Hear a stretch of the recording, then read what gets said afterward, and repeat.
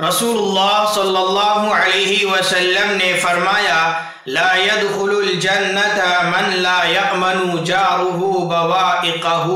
کہ جس کی ایذا رسانی اور تکلیف سے اس کے پڑوسی محفوظ نہ ہو وہ جنت میں نہیں جائے گا۔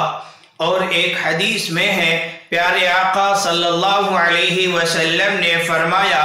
من کان یؤمن باللہ والیوم الآخر فلیقل خیرا او لیصمت، کہ جو شخص اللہ اور آخرت کے دن پر ایمان رکھتا ہے وہ خیر اور بھلائی کی بات کہے، اچھی بات کہے، ورنہ وہ خاموش رہے۔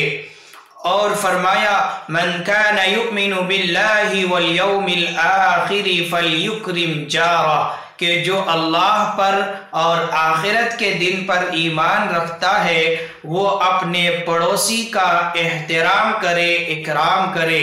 اور فرمایا من کان یؤمن باللہ والیوم الآخر فلیکرم ضیفہ، کہ جو شخص اللہ پر اور آخرت کے دن پر ایمان رکھتا ہے وہ اپنے مہمان کا اکرام کرے، احترام کرے۔ اللہ تعالی ہم سب کو